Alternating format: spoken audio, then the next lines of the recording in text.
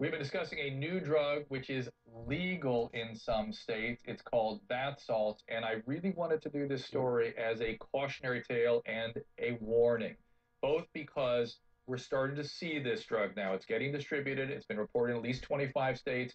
Young people are getting access to this drug easily. And what I need you to know as a physician, it's worse. It's like methamphetamine and crack put together, the worst of both put together. So I am very deeply concerned about this. And we're digging into a story about a young man who's been struck by this drug. So you can see the potential manifestations. I hope not, but if this should show up in your household, you'll know the signs. The drug, we don't even, it's so new, we really don't even know what's in these bath salts. The drug that keeps coming up is methylene dioxypyrovalerone. That's a mouthful, also called MDPV. It's a relative of MDMA. And if you remember, it took the legislative system a while to get its teeth into MDMA and illegalize that. So this is not going to happen overnight. You may want to consult with your local legislators to push them to take some action and make this thing illegal so it's not sitting on the corner, excuse me, on the counter at the corner gas station, head shop, whatever it might be. Your kids are seeing this stuff. And as you heard with Corey Simpson's story, who we're going to keep talking to in a second, he was looking around a head shop and found this and tried it and now is hooked on it. And the power of this drug to do it again and repeat it is overwhelming. So even though he's getting into paranoia and unpleasant side effects, he's still doing it.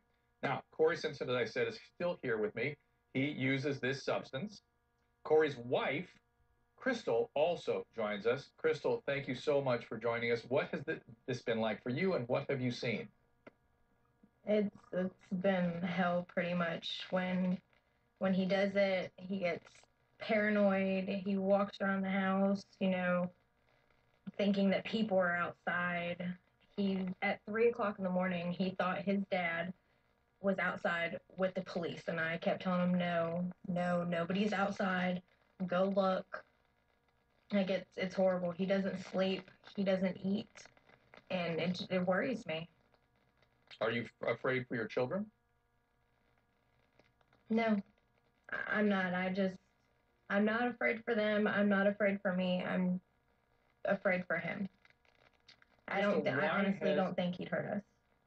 Why? Well, when people are paranoid, they do it accidentally sometimes. They think you're something you're not. But let me just, so it is of real concern. You need to know that. But my big question for you is why hasn't Corey received treatment? Why hasn't he gotten medical care?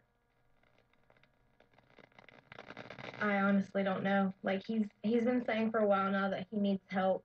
He needs help, but with today's society, like he ended up losing his job because of this, and he got it back, which we are grateful for, but it's pretty much just a money issue that we have to pay bills. We just had our second baby, so he just really buddy, wasn't able to go. Corey, how about treatment? What do you think? I mean, come on.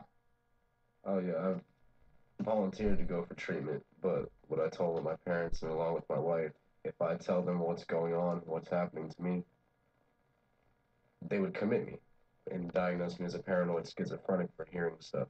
And at Well, the time, no, it was no, no, real Corey, serious. Corey, I'm going to stop you right there because, and Shelly, you'll back me up with this in just a second.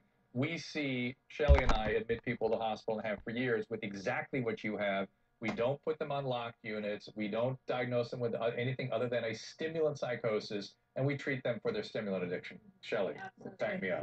I mean, the bottom line is you have some symptoms. It doesn't necessarily mean that, and there's no point in locking anybody. Well, that's paranoid too. That's also part of the paranoia. Yeah, exactly. So that's part of the psychosis. The bottom line is we don't lock people up for that. We treat them and we give them medicine so that they are less paranoid, and then they get better and they stop using drugs, hopefully, and they go on to live productive lives. I just want you guys to be informed of the situation that nobody's going to lock you up or put you anywhere that you don't want to be.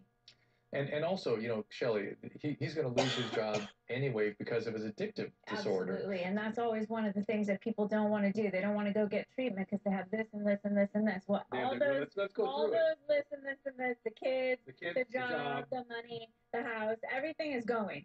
With the addiction. It's all going. But this is So what the you people could need to just hear at cut home. it now. Yes. Go get treatment so you can hang on to what you have at this point. But you really need to understand all that stuff is going. If you don't get addiction treatment, all that stuff is going. Listen, I want to emphasize that again directly to my viewers that may have someone in their home or their loved one that has something similar to this, is addiction is progressive.